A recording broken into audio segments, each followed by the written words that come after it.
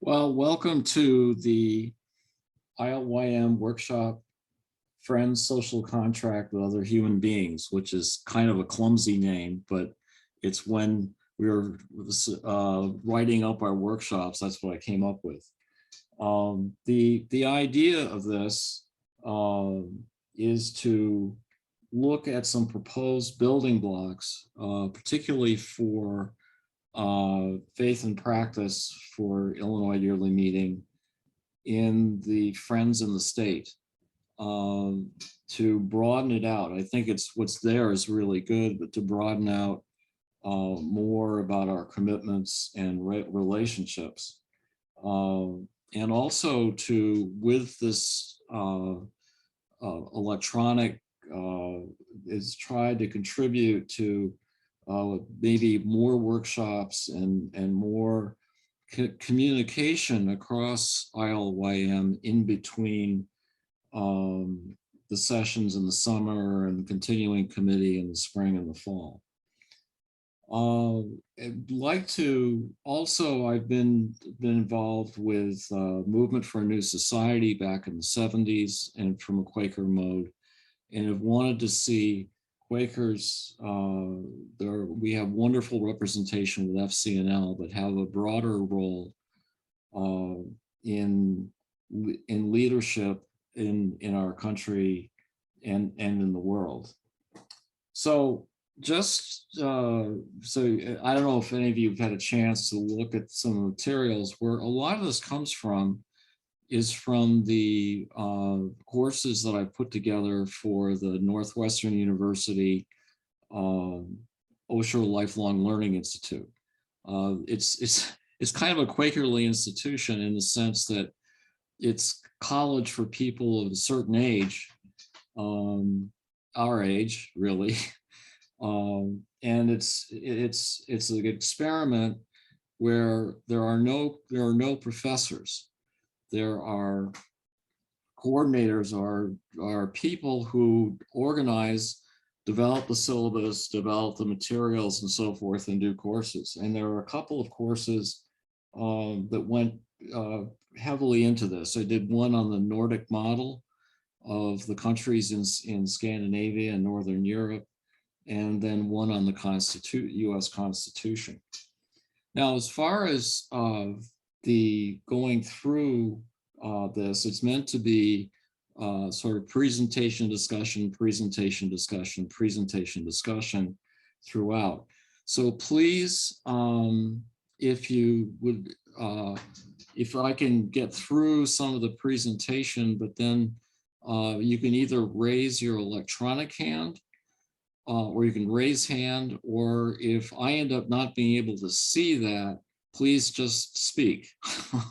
That would probably be the best way to do it in terms of bringing in comments.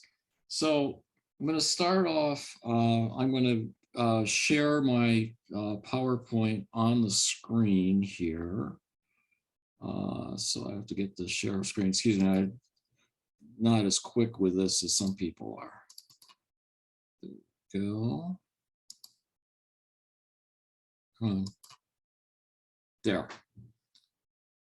So I won't be able to see all of you, but at any rate, so it's, again, there's the title slide, and just in terms of organization, something we did with Movement for a New Society, and I learned to do in college, particularly from people who come from an anarchist or Marxist tradition, is where I am coming from. In other words, some understanding of my point of view, so that it's clear that, you know, I'm an imperfect person and there's a certain amount of background. I won't spend very long on that.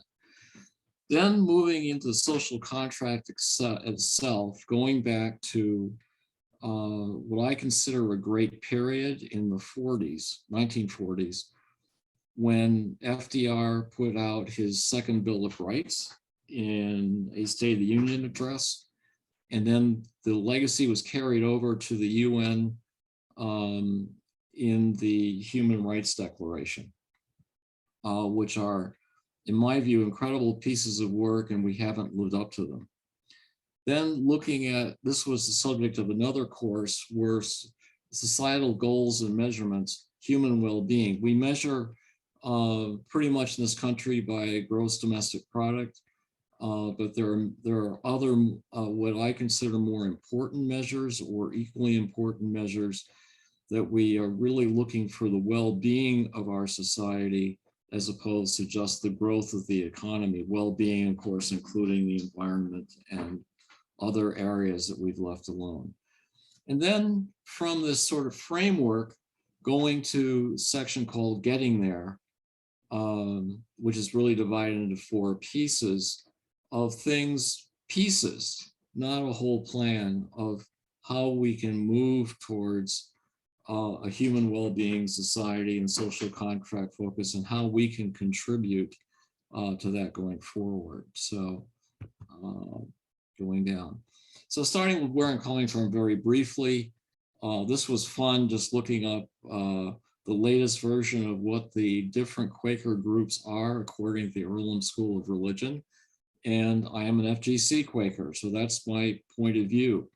I find myself working with quite a few people in Conservative Friends and Friends United meeting. And it helps to know where each other is. Now, where am I coming from in terms of American politics? Going right to left, top to bottom, you'll notice something that's not too familiar generally, but I'm one of those people, and there are certain people in the progressive wing of the Democratic Party who are in tune with the Nordic well-being state model, that being the Nordic countries, the Scandinavian countries plus Finland, as being a model of countries that have moved towards a well-being state. These are not perfect countries by a long shot. They've been overwhelmed, a lot of them by, particularly Sweden and Denmark, by immigrants from the Middle East, and are trying to adjust. So that's the third thing is, I think we need to talk about time. And my focus has been on a full paradigm shift within the country. It's one of the reasons I was talking that I did the Constitution class, where we went through the history and the possibilities, but focusing on looking on in the long term. And this quote down here at the bottom is just me. But this is the sort of feeling part that comes out. Almost 60 years of activism, and we are losing ground. And this also summarizes, I frustrate a lot of people where I live in Oak Park and where my kids live in Evanston. My saying that I'm not a liberal. And this picture sort of shows what I'm talking about. That, and there are a number of people that speak on this, including Barack Obama and others, that we have that with the liberalism has gone far too far into a sort of the isolated individual protected by the state. And to me, it's sort of like Hillary Clinton's quote about takes a village to raise a child. But individuals strengthen community, community strengthens individuals in an ultimate circle, and that we neglect the community and local institutions to our detriment, in my view. So that's why I don't come out as a liberal. And one of my favorite books is Alexis de Tocqueville's Democracy in America, where he talks a good deal about the strength of America coming from its local communities. Now, where I'm coming from. So I spent a lot of time looking at ILYM, faith and practice, in particular in the Friends and the State. And this is my view is that traditional Quaker testimonies are well represented and well done. But given where we are in the world, that we need to have something, a much bigger view in our testimonies that takes on the society as a whole and the well-being of every person. So this is taking a lot of good material and just summarizing the last 5 of these 6 bullets are section titles. Then there's the overview, which I guess is the section title, and then and that's the most general of them. Focus on participation in civic life for a society of peace, justice, compassion, and equality in public life and government policy, which to me is very important. I think it's broadening that in broadening that out that I'm really focused on. So you can see from this slide, I compressed in the black the existing sections, and then expanded out to include the social contract, which goes back to basically saying that we agree with FDR and with the UN, or that we, I don't know if that's the correct verb, but that we push what FDR had said and what the UN and the Declaration of Human Rights says, that we have goals, we have a set of things to achieve, not just this program or that program, but we have a set of goals to achieve. The next one is goals and measurement to drive this work. So really the goals are in the social contract, but the measurement to me is very important, that we look at other things other than GDP, and that within the Society of Friends as well. Then transformation to build a great society ground up. I'm very much a bottom-up person, as was de Tocqueville. Engagement with those whom we do not agree. That to me is absolutely critical in our families, in our communities, that we do that we don't become isolated. And many of us do that, but we need to overcome the isolation. And lastly, a lot of what's going on in Illinois Yearly Meeting today, covering anti-racism, and then from my perspective, diversity, equity, and inclusion, which is one of the things we do at Scattergood School. It's along the same veins. It's more broad. Anti-racism is more focused. Both views need to be there. So that's the end of the first section. Does anybody have any questions about the first section? Is there anything that's not clear? Okay. If somebody's got their hand raised, I can't see it. So social contract focus is the second section. And this is where one of the things that just blew me away, because I didn't know about this until it came up to the 2020 election, when various people like Bernie Sanders brought it up. And it's fairly short, so I'm just going to read it out. This was in January 11th, 1944. And it's to Congress. It's the State of the Union. And of course, it's the end of World War II. So he starts out with, "It is our duty now to begin to lay the plans and determine the strategy for the winning of a lasting peace and the establishment of an American standard of living higher than ever before known.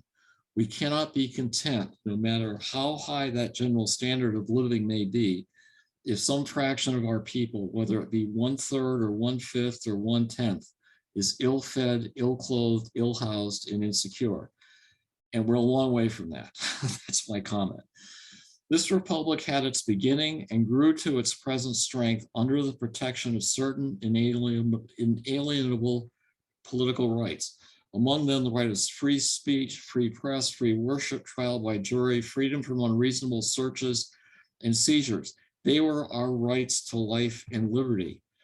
However, this is I just threw in it, however, as our nation has grown in size and stature, however, as our industrial economy expanded, these political rights proved inadequate to assure us equality in the pursuit of happiness.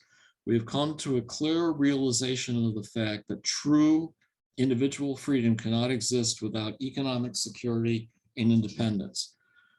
Quote, necessitous men are not free men, unquote. People who are hungry and out of a job are the stuff of which dictatorships are made. In our day, these economic truths have become accepted as self-evident.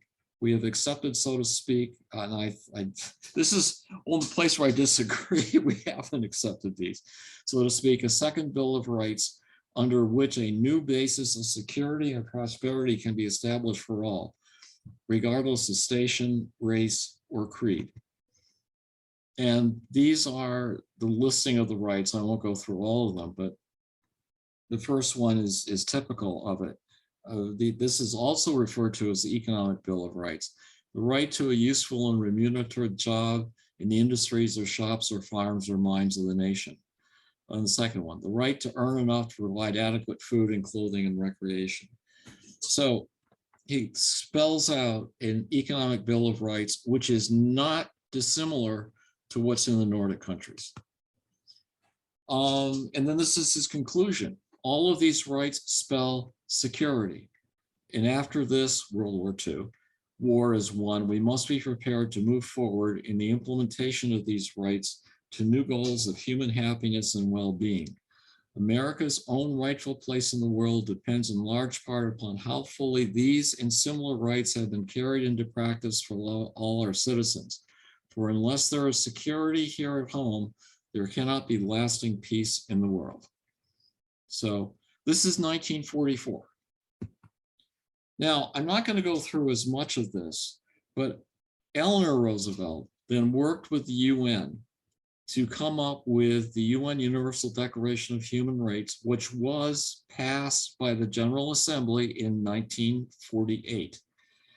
And I know you have the copies of this in the handouts, but it speaks. It's like a larger version of Roosevelt's State of the Union address. So just beginning just on the preamble, whereas recognition of the inherent dignity and of the equal and inalienable rights of all members of the human family is the foundation of freedom, justice, and peace in the world.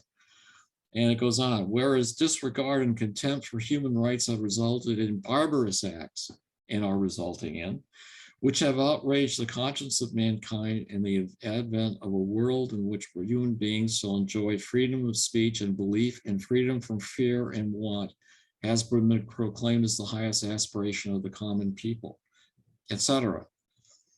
He sets a very high standard, which again was passed by the General Assembly. Goes on to there.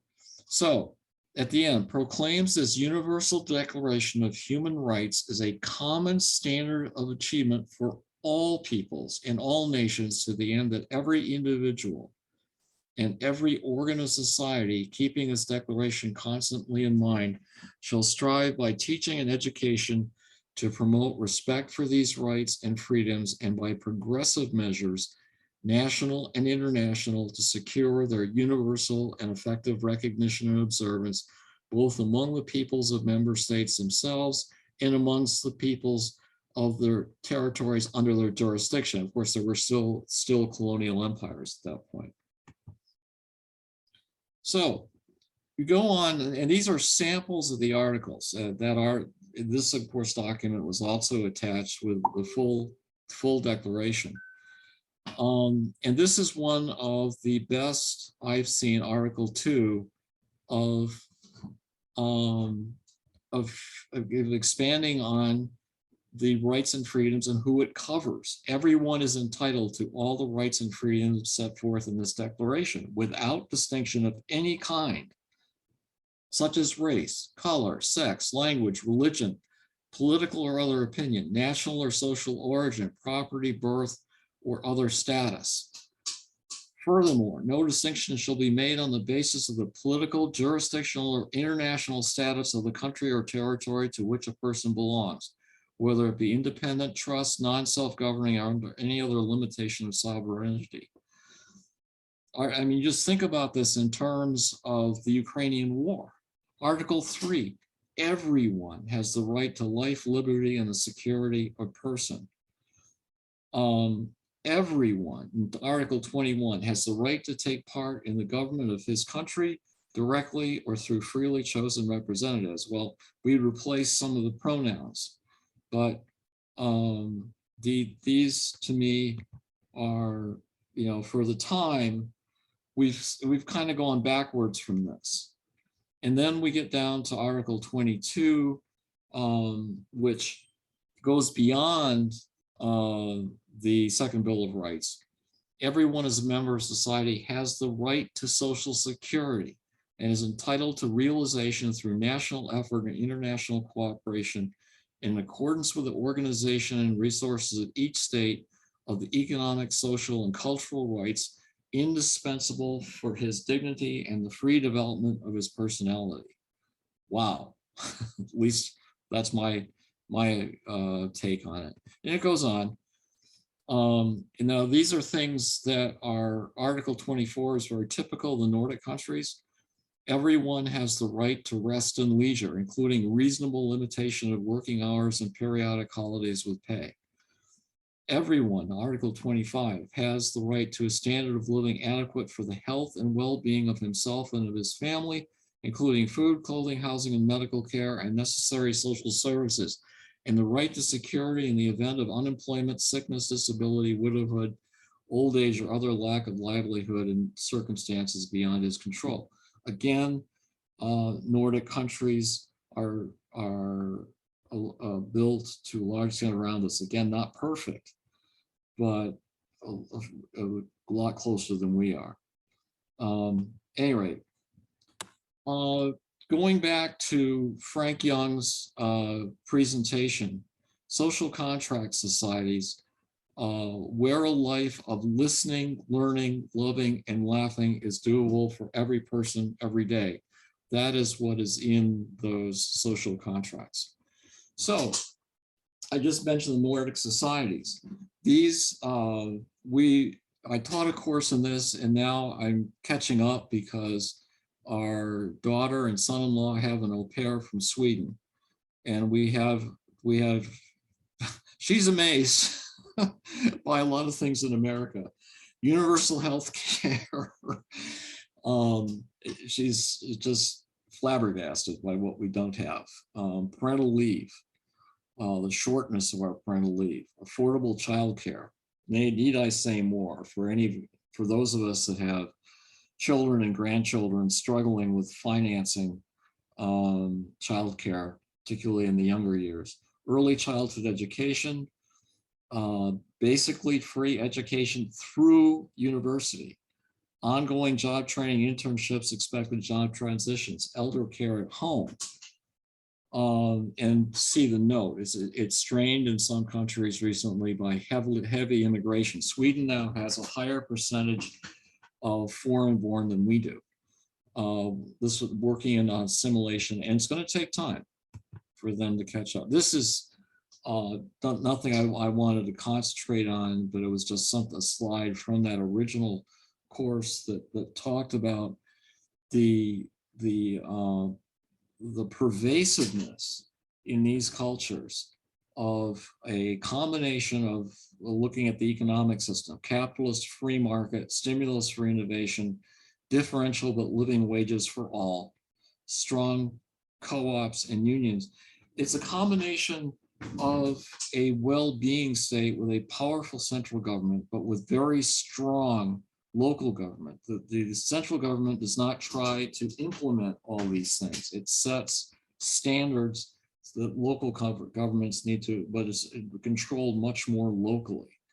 But it's an economic system that's very similar to ours, but it has this built around it, the well-being state. So in terms of employment, work and life, the safety net, health and old age, and so forth, it's a very different ball game in those countries. And this has emerged in some of them, like Finland, really after World War II. In the other countries in between World War I and World War II, but have grown ever since. So well-being state, really at the bottom, universal rights, social contract. So one of the key things I think about these social contracts is that it's both rights and obligations, and that's something that we need to take into account. So for example, the UN Universal Declaration of Human Rights. This Declaration of Human Rights is a common standard of achievement for all peoples and all nations, and the end that every individual and every organ of society, keeping this declaration constantly in mind, shall strive by teaching and education to promote respect for these rights and freedoms, and by progressive measures, national and international, to secure their universal and effective recognition and observance. And then for discussion, potential additional obligations, and these exist in some countries. Certainly the one accepting all. We've done a worse and worse job in this country. The light of God in each person for us, and there are rights to a full life tempered by any need to restrain them from harm to themselves or to others. Respect for privacy, again, so long as it does no harm to others. Community service, all required to contribute, give back, work according to their capabilities, and national service. These are potential additional obligations that we are paying back all the hard work and struggle that got us to where we are. It takes not just observing lots of rights, but we all have to contribute to that. So that's the second section. Anybody have anything they would like to discuss at this point, or any discussion? Okay. Oh yeah, Rex. I've got to unmute, please. I want to get here, and I think we will, but when I talk to some of my friends, half the country isn't there, of course. And I'm constantly told very forcefully, well, you can't compare us to countries that have 10 million and 3 million people like Sweden and Finland. And we are so different from them. Yes, they have more foreign born, but 330 million people, it'd be unwieldy. And I believe in national service. It'd be hard to just force every 18-year-old, you're going 2 years like looking backward, Edward Bellamy, because people just aren't there yet. They don't want to do it. They're into their individual rights. And you just can't force it. It'd be like prohibition, which I think the pro-lifers are going to discover that with this recent ruling. We've got a lot of persuasion to do. And when I talk to my conservative friends, and here I am saying, oh, it's them, they're wonderful people, I find that I'll talk 2 minutes and they'll talk 20. I'll get a lot of earful about small government and this and individual responsibility. It's with some of my friends, it's not an even thing. I don't have the most forceful personality in the world, but we're up against, there's probably a group of conservatives right now on some Zoom thing thinking we got to teach individual. We're up against a tough call here, and that's where I start from. I don't disagree with you. I think it's going to happen. I think what's going to happen is, unfortunately, Republicans might win the next election or two, and things might have to get worse before they get better. Mm-hmm. But somebody wrote in 2020, I think it was Mary Mitchell. She said, Bernie Sanders is the future. Maybe not him personally, but eventually, like the younger people, they don't care as much about mixed race marriages. And we said we did in our generation, but we were kind of all talk, more action. No action. I don't know. That's just my little bit of discouragement. That, as you say, it has to come. I hear from Scandinavia, if I studied that, and a lot of that stuff came from the ground up. They did lots and lots of co-ops and stuff like that. And we don't do that, So. Well, thanks, Rex. I don't disagree with you. is something that concerns me a lot. The answers, the things that give me hope, one is what you mentioned, which is the younger generation coming along. The second one is there's a Finnish writer, a woman named Anu Partanen. I don't know if you've seen her book. I've met her. Yeah, I know her. Yeah. And what she suggests is that we rely on something that's very foreign to a lot of us, which is states' rights. That the way to implement these things is for individual states or metropolitan areas to implement them, or economies, I guess you could call it. That they're trying to do this for 330 million people. I know she was in her book, and I'm looking at it and I don't have my glasses, so I can't remember the name.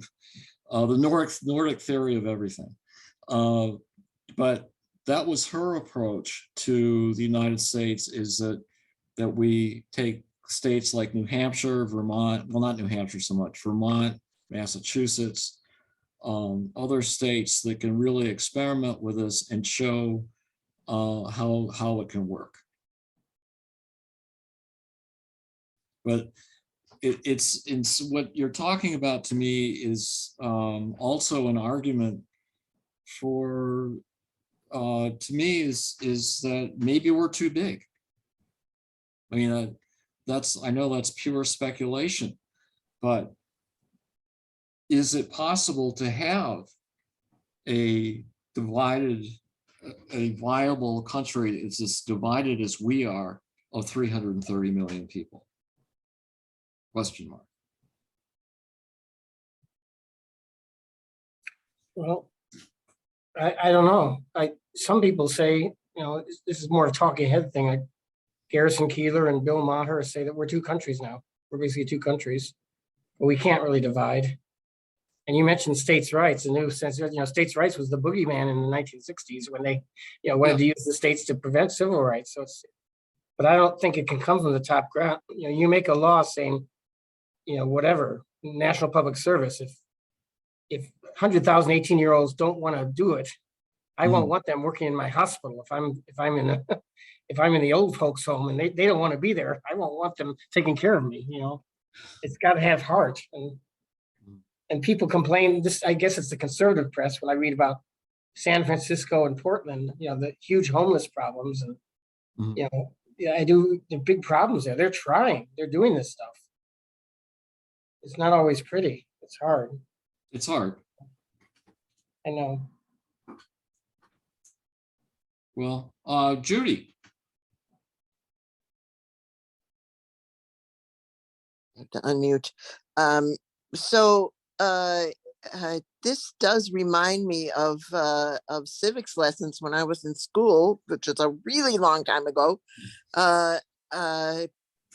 particularly about the issues around how do we, for example, the Articles of Confederation, for example, that, that one of the issues was, how do we make this one country and not 13 colonies, 13 places with their own rules, et cetera.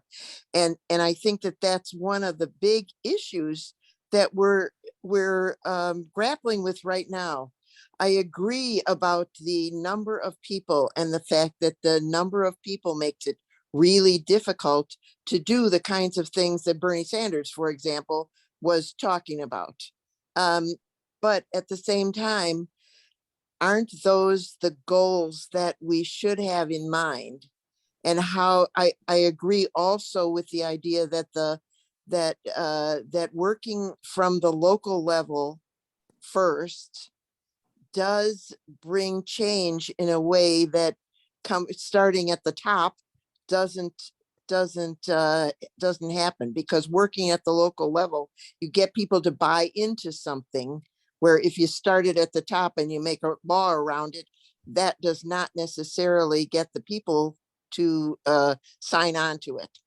And so those are a few of my thoughts around this. One thing that I was thinking about, particularly today, was, and it relates to this thing about service, about some kind of service that everyone would have to do. I was driving down Maple Avenue toward Naperville and came to a stop sign where there was a crosswalk and there was no one in the crosswalk. But as I proceeded across the street, there were a bunch of students from North Central College that were walking. They were nowhere near the crosswalk, but they paid absolutely no attention to the fact that I was there and crossed right in front of me. And that is an indication of a right that people have been told that they have, because you are supposed to stop for people in the crosswalk, where they're not exactly getting the idea of, yes, this is a contract between two folks, not just you. It's also the driver of the car. You know, that the idea is that we're trying to keep you safe in the crosswalk, but we're also trying to make it possible to for the car to cross the street. The other thing I was thinking about today was the idea of civility, and the fact that there is so much incivility. And just to go back to that piece about the crossing without looking, there's also this attitude of people that don't believe in the rule of law. I mean, I think that that's what it is, feeling like they can just get away with anything, that it doesn't matter. You don't have to follow the rules. All of those things are part of what is going on. And the human rights stuff that went on in the 40s and 50s that I remember from my childhood were about the common good. It was about working together. That's the piece that you're talking about. How do we get back to that place where people believe that it's in their best interest to care about the common good? Yeah. No, that's, and I just going back to Democracy in America, the Tocqueville. Thank you very much, by the way, Judy. He talks about, this localism, and that the civic concept of common good grew out of the New England town meeting for him and spread west into the particularly the states of the Great Lakes Basin, not so much in the South for all kinds of reasons. But the average, when he talked about, and he wrote this, I think it was 1835, he talked about the average township was 2,000 people, but that everybody had a role in that. Everybody felt part of it. And then they abstracted that to get up to their counties and states and so forth. There was a concept of the common good. And I was just thinking about that I live in Oak Park, and I know Phyllis lives in Evanston, and I don't know where all the rest, everybody else lives, but I'm trying to imagine Oak Park split into 30 pieces as townships, in terms of the model that Tocqueville was writing about. Well, thank you for that. Was good. Anybody else have anything before we go on? Okay. On to human well-being, societal goals and measurements. This is something that I've been working on for a number of years, been involved in some of the Northwestern courses. And there was, again, another handouts takes each of these, and there's a slide for each of them. But there are various measures done by UNICEF, by the World Bank, International Monetary Fund, World Economic Forum, United Nations Development Program, that measure certain things that, to me, are critical. These are not meant to be, the 11, but they don't include any of the environmental measures, which is a whole nother story, which don't have time to go into here. But a lot of it deals with inequality, like the inequality in the children's education in rich countries, and you see where the US rank is. We just don't do very well in this. The Gini coefficient, which is a statistical measure of inequality, the number of people that are rich and poor versus those in the middle. And we are way down the list of 162 countries in the world. We're tied with Haiti, a little better than Argentina, and worse than Malaysia in terms of inequality. The gross domestic product. This one is I throw that in because it is important in its own way. And we were number one for quite a while. And now we're number 7, but it's not like the United States is out of the game there. The Inclusive Development Index, that's something, again, I'd refer back to the handout, but that's a fascinating index of the development of all people in the country. And they did this with 30 advanced economies. We came out 23rd in terms of the Inclusive Development Index of our people. And I didn't go out of my way to find ones that were negative. These were just ones that were general importance. And then there's another human development index done by the United Nations. Social Progress Index. And you'll begin to see in these things, and particularly when you look at the detail, what countries are in the top tier. Well, this one sort of typifies it. The top tier: Norway, Denmark, Finland, New Zealand, Sweden, Switzerland. The small countries: Canada, Australia, Iceland, Netherlands. Aha, a bigger country: Germany, Ireland, and Japan. World competitiveness. In terms of business, we've gone down. The IMD, which is I'm a business school graduate, and the IMD is a highly respected European business school. We were in 2019, we were 2018, we were first, third in 2019, and 10th in 2020.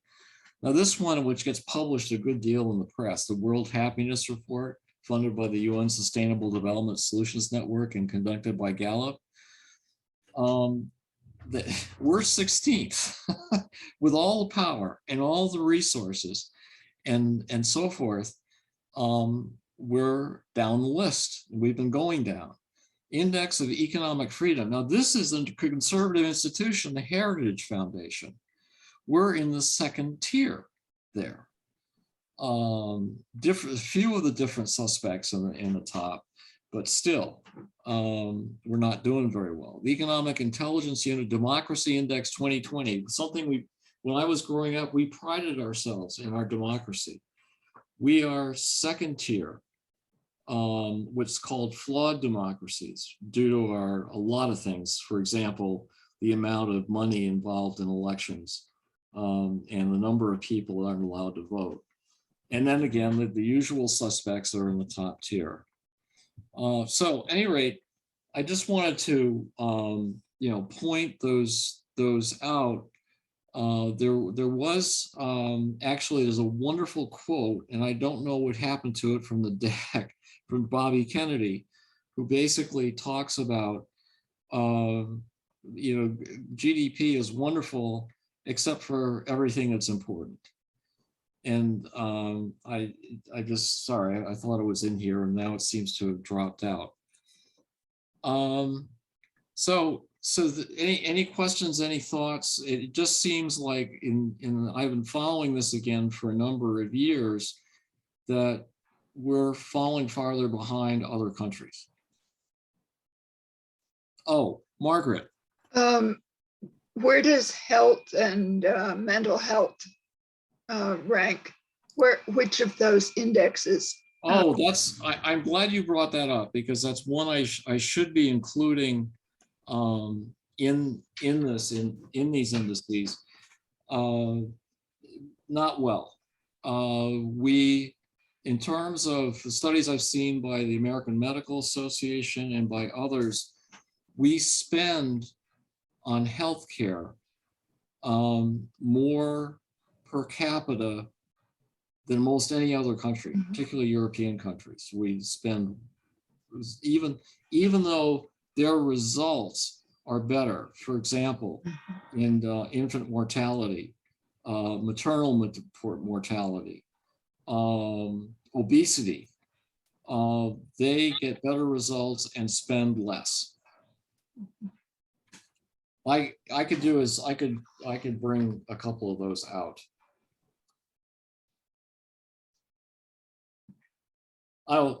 I should say on that, and I worked in healthcare IT for a little while, 10 years, is that where we do rank extremely well is in the quality of our best hospitals. In other words, people come from around the world to go to the Cleveland Clinic and to Mayo and to Johns Hopkins. That for those that can afford it, our healthcare is the best. But for the country as a whole, on average, we're way down the list. Does that help? Yeah. I have a story. I don't know if you have time for a story. Sure, story will be fine. My daughter lives in Leipzig, Germany. Mm-hmm. Their son, 7 or 8 years old at the time, came down with some kind of sickness on a Friday evening. They called the doctor listed for their area. The doctor and an assistant came to their house, examined the child, gave them a prescription. My son-in-law took the prescription, rented a car, and went to the pharmacy that was available at midnight. And the only thing he paid for was the car rental. Everything else was covered. Mm-hmm. We lived in England for a while, and the English system is not as, in my view, is not as good as the German system. The German system gets very, very high marks. And the English do pretty well, but for childcare, we had a 1-year-old and a 3-year-old, and the nurses came around. When the baby was sick, the nurse came to our apartment. I mean, it was just amazing. Yeah. Now, for other things, like I had a broken toe, and I couldn't be seen by National Healthcare for 2 months or something. So I went to a private doctor. There was nothing to do about it anyway, but there are limits to it. But, I think that's a great story from Leipzig. It really made them feel secure. Mm-hmm. Oh, yeah. And I think that's one of the things, again, our Swedish au pair misses here is the confusion of where to go for services and then ending up paying for services that she didn't know she had to pay for. So, anybody else? Okay. Now, sort of concluding section, the pieces of it on getting there. And I think Rex in particular started off with a lot of the issues about why we can't get there. So these are thoughts. I am, again, as you know, enthralled with democracy in America, but this concept that he saw of a bottom-up democracy, that he's a French nobleman. He was amazed by it and the responsibility that people took in their townships, particularly in New England. So let me go to the next page if I can get there.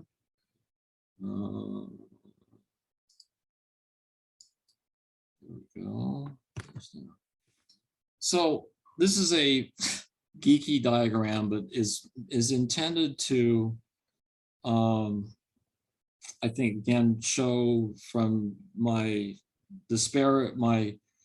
lack of faith in the welfare state that we have, and where we have a state which has rights and liberties and coercion, The state dominates individuals and communities of individuals. And also this, I mean by the state as well as the state, federal government, our political parties. It's pretty much a top-down elite sort of society to one where there are rights and responsibilities going each way, individuals and communities in the state, where the state does what it can do best, and we as people and communities do what we do best, which is living. So that's sort of an overall approach.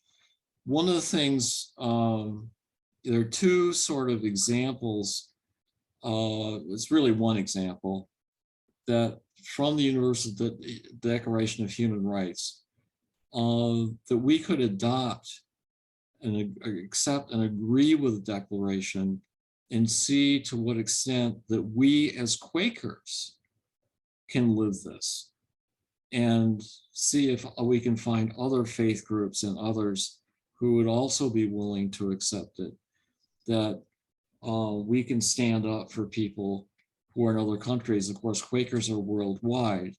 I happen to correspond with Quakers in Uganda, for example, and that we could do something just as an example from within ourselves for this concept of a world citizenship, which was really what was envisioned in the Universal Declaration of Human Rights, is that everybody had certain rights and protections, not just people in certain countries. Now, in terms of top-down to bottom-up examples, there has been within the last 10 years or so, increasing movement towards a more flexible, more representative democracy, particularly in large countries like ours. Now, one is a book that I may turn into a course at Northwestern later on, called Open Democracy, by a professor named, I think she's actually French, Helen Landemore at Yale University, where she looks at what's called direct democracy, and this idea of representing and being represented in turn, where in political institutions, it's a jury-like body of randomly selected citizens gathered to define laws and policies. Now, this, of course, flies in the face to a lot of the, not flies in the face, but gives a different spin to democracy as it would be applied. And she uses examples of, going back to small countries, of Iceland, that basically did that by lottery, pulled together a group of people and rewrote their constitution. And there have been similar sorts of, on a larger scale in France, dealing with certain types of policies, this has worked. Then there's Germany, liquid democracy, and there's something called the pirate parties. And it's going back to the New England style town meetings. It's described as a cross between New England style town meetings and Facebook. It's the delegated democracy and expertise on, it's using the famous open source software platforms for collaborative decision making. It's complicated, but essentially visited citizens can participate directly, say by proposing legislation. They can also, something that's been of interest, I think, delegate their vote to a proxy they trust. One of the things that's most frustrating to me is when I go in to vote, there are all these people on the ballot, I have no clue who they are. That I would rather have somebody that really knows what they're doing, in certain cases anyway, vote for me. These are very controversial, but these are ideas that come to the fore. So this is a really geeky picture, but oh, any questions, by the way, on that section?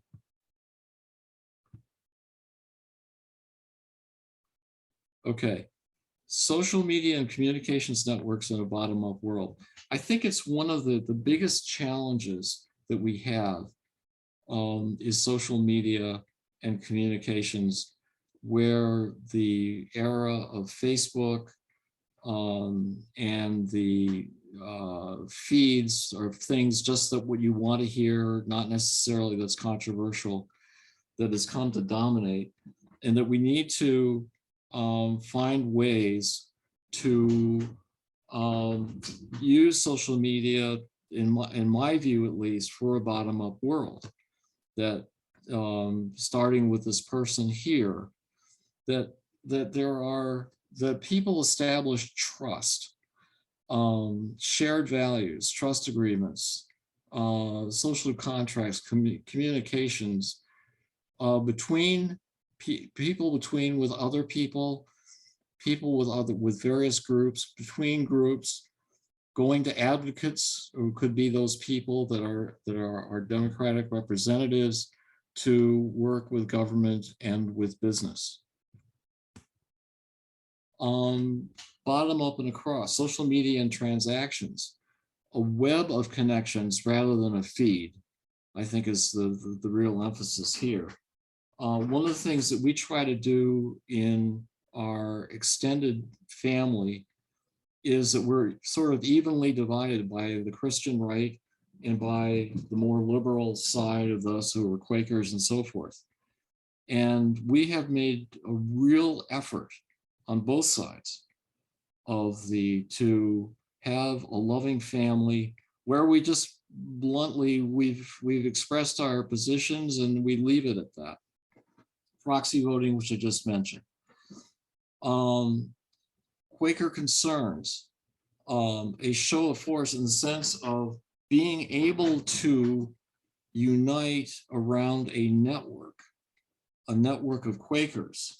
So there are what 300,000 or 400,000 Quakers in the world, that we can establish agreements that will not earth-shaking, could at least give examples working bottom up to the rest of the world.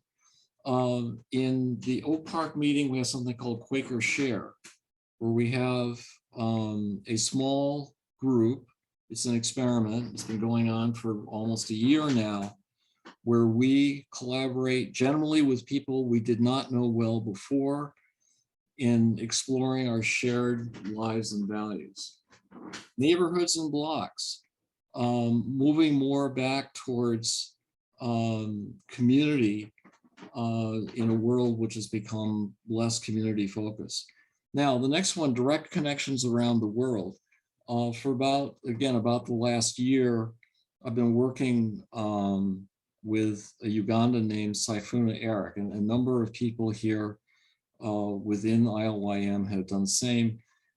He's set up a children's school in Bugira, Uganda, with about 60 students. He was having a very difficult time getting recognition by Uganda Yearly Meeting. It's been a long battle. I've been working with a pastor, FUM pastor down in Indiana, and we have taken this to to the FWCC. We've gone to Uganda Yearly Meeting, Uganda Yearly Meeting, to the Friends United meeting. And we finally gotten them to look at the school, but this was done not top down, this was done bottom up. It was by those of us who had care and concern for this school. And eventually we hope to bring this as potential place that we can support once we get Uganda Yearly Meeting support for this school in small town in Uganda.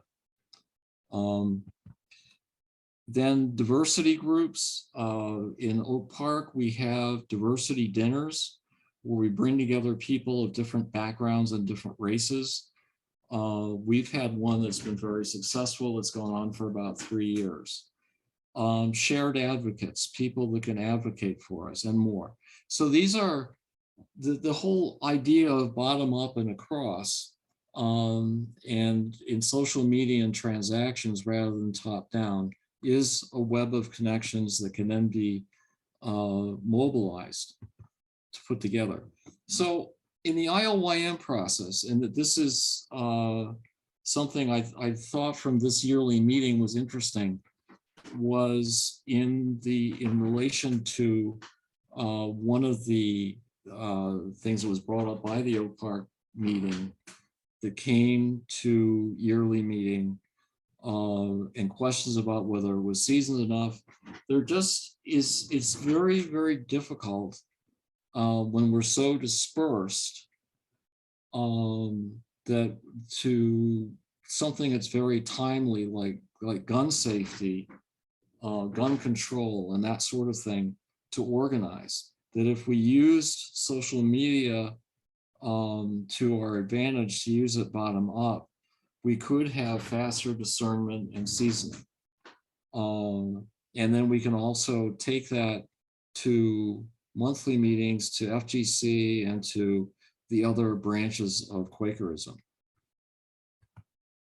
So, questions, thoughts on that? That's a lot of speculation, but I sense that from Illinois Yearly Meeting that we'd like to share more and more, and have more communication over the time, but there are tools that would allow us to do that and to mobilize around things that we really value. Any questions or thoughts? Margaret?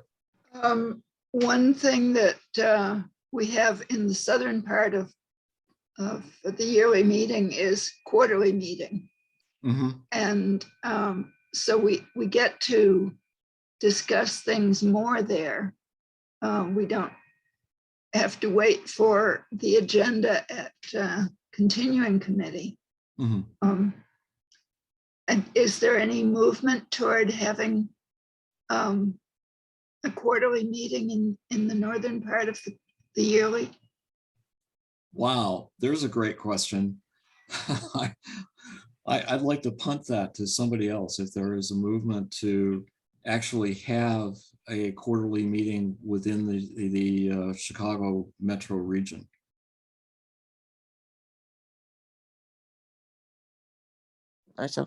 So I know that is something that Mark McGinnis has been working on. I know that before Mark McGinnis started working on it, Will Brandt and Bridget Borum worked on it. I remember visiting various meetings, including Oak Park, where the response to the idea was, we don't want to have to do anything. And so, we'd be willing to be part of a quarterly, but we don't want to have to do anything. And I think that's part of what the issue is. It's this sense of being so busy and so overwhelmed with everything else that it's impossible to take on another task, especially something that feels as daunting as beginning a new quarterly meeting. And yet, when you look at it from the other direction, my experience anyway, as somebody from the northern part of the yearly meeting, of attending Blue River Quarterly, which is a lot of people from the southern part of the yearly meeting, that it's a really great community, both community fulfilling and community building place, that it does provide that opportunity to talk about issues and to work on issues as a group of a number of meetings. Whether it will ever be possible to do it in the northern half of the yearly meeting, I don't know. But I know that it's something that a number of people have been concerned about and wanting to do. And Mark McGinnis had been on M&A, and that was one of the things he specifically was working on with M&A. Well, Oh, and I did want to say one other thing that relates to the idea of doing discussion and bringing ideas forward, and maybe coming to some agreement over Facebook. I think that one of the issues with that is that it is not a very long time ago that people from the yearly meeting did not want to be on Facebook or put any ideas out there on Facebook. So to jump into something like that at this point, there are a number of friends that I think would be against it.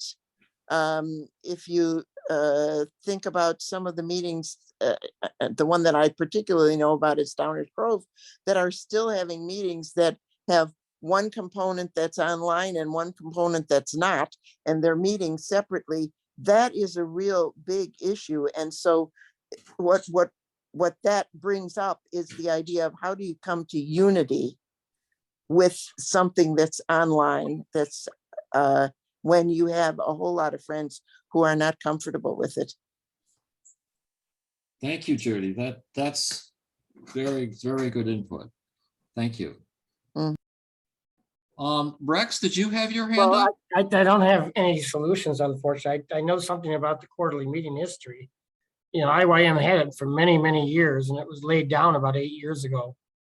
After a long search about, you know, it was getting harder and harder for people to lead and meet. And, you know, I hear I'm being the Cassandra, I'm being kind of a pain in the butt, I know, but like what you say about, there's been a lot of talk the last 25 years about bowling alone. You know, what you said about de Tocqueville, you know, I belong to a Lions Club, and it's kind of like my Quaker meeting. We're all old, you know, we're all old, the same people. We just haven't been able to convert the young generation. They think it's kind of lame or something, and you know, you go to IYM and, you know, there's a beautiful young people's program. There's a small group of high school kids and college kids, but not that many. We're all these groups are facing like a generation gap, and it's, you know, we need a Barack Obama, some person to get a lot of people or something. You know, and people are tired. You know, people. It takes, Evanston has a wonderful meeting where I've come from, but it takes a lot of work, and we're finding hard to get people on committees. We're getting older, you know, and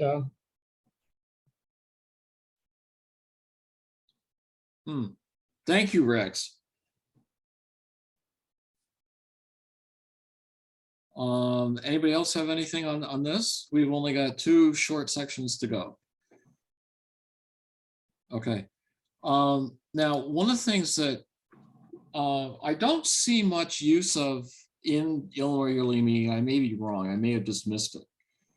But the Quaker spices, I forget who they are invented by, but they are very often used in schools to teach people what it means to be a Quaker. And this to me would be part of the trust agreements between people, between Quakers and non-Quakers. Simplicity, peace, integrity, community, equality, stewardship, and I'd like to add one called trust to it. That's why I'm calling it Spices Tea. But that's just my addition. This is one from the Quaker School in Horsham, Pennsylvania, or an explanation, and I think it's very good summarization for that relates to behavior of, like in simplicity, acquisition, and integrity, being truthful and trying always to do a good job. It means saying that we mean and meaning what we say, so that we can build trust, if you will, between those of us who are Quakers and those who are not. This to me seems to be community, equality, stewardship. We take Quakers out of the subject position and put, we believe that it is important to be a good neighbor, helpful to people around us. Building community takes many forms, having fun with each other. I mean, these were put together obviously for children, not for adults, but I think they apply and broadly across and in terms, again, of building trust with others, that if I can find somebody that says that I believe in whatever the Quaker spices would be called, that I would have, I'm familiar with it, and we have basically the same behavioral code with each other that would help in building trust. And in terms of adding trust to it, I just have to put in this plug. This was something I know that a number of people I've talked to in my Illinois Yearly Meeting have read. This was in the New York Times on May 17th. And it was how Australia saved thousands of lives while COVID killed 1 million Americans. And the ratio was it was something unbelievable. Like if we had the same COVID death rate as Australia, we would have saved about 900,000 lives. And the kicker on this whole thing was that well, before I get to that, there were the demographers and the public health people tried to study why this was, and they looked at, well, we have similar demographics, but the pandemic death rates point to very different cultures of trust. Quote from this: dozens of interviews along with survey data and scientific studies from around the world point to a life-saving trait that Australians displayed from the top of government to the hospital floor, and that Americans have shown they lack trust in science and institutions, but especially in one another. So this is the reason I wanted to add tea to the spices. Does anybody use the spices in any shape within your meetings? Curiosity. I got familiar with this in the New England meeting, which is where I spent a number of years. I tend to resist spices as a mnemonic. People think that these are things that were laid down by somebody sometime in the past. And what I keep telling people is that they arose because people were listening to the Spirit, and the Spirit was teaching us that we couldn't get where we wanted if we were concerned with our appearance, whether that's our appearance in society or our physical appearance or whatever, that it was not good for us to lie to people and to conceal what we think. We have had some query discussions over some of the testimonies.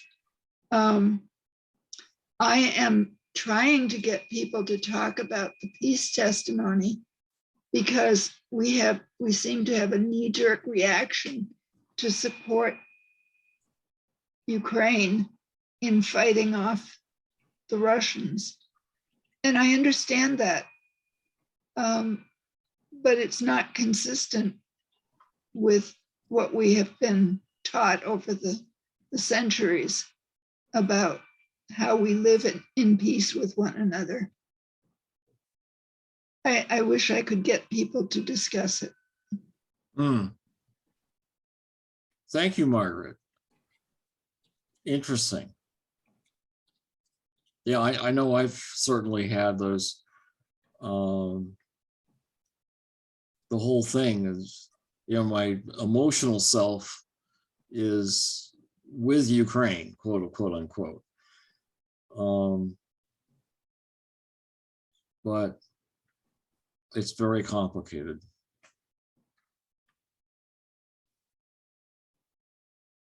Anybody else?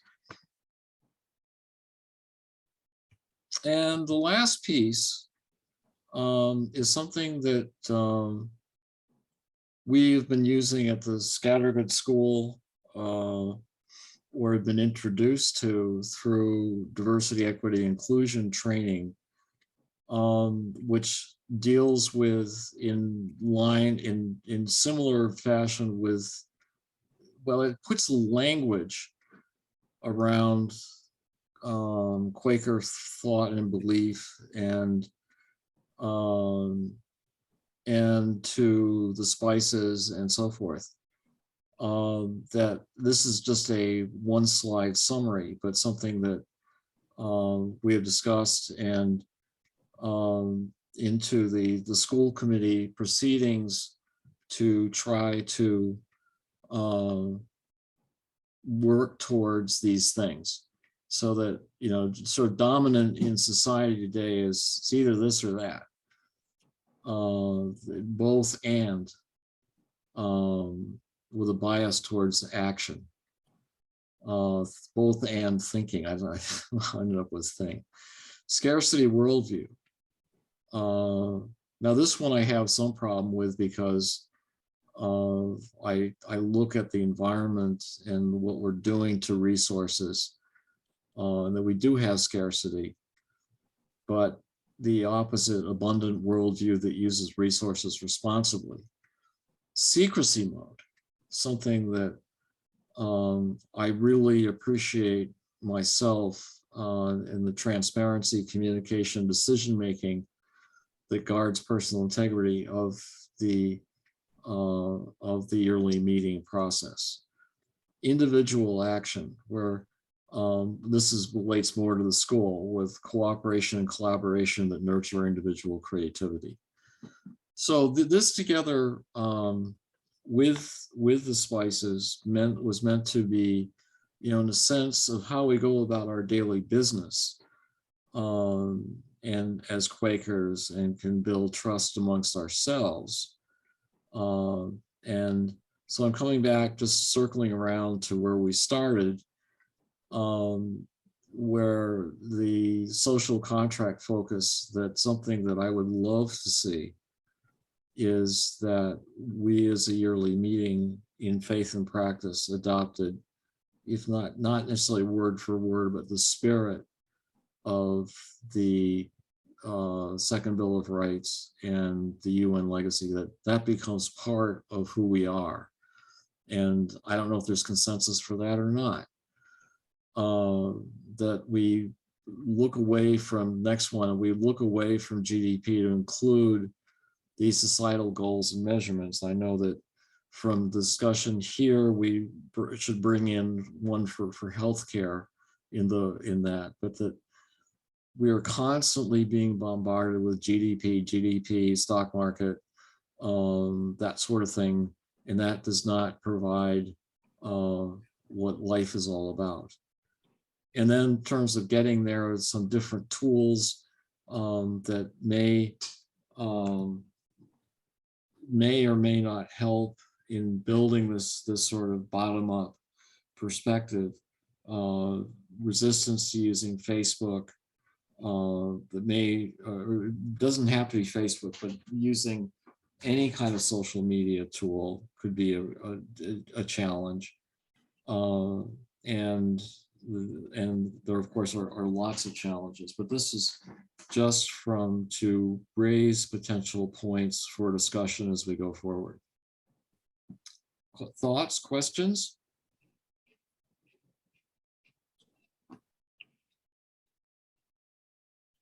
Okay. Just wanted to thank everybody for coming and participating. There was a lot of, I thought, great input and knowledge. that can inform what we do as we go forward as the yearly meeting. So again, thank you it's 8:30. It's time to have some closing silence unless anybody else wanted to make comments. I just want to make two comments. One is, thank you for that idea about adding trust to the spices. I think that trust is a really important piece, whether or not how it fits exactly, I am not sure. But that's one thing that I want to really reflect upon in connection with how it comes up with respect to my Quaker background and being. The other thing is the idea of how that I also want to reflect on is the idea of how this might be, how that concept of finding a way to, as Quakers, over the global membership of Quakers, to somehow sign on to or agree with the Human Rights Declaration and the ideas in FDR's State of the Union speech. How could we do that as Quakers? That's something that needs a lot of reflection. Mhm.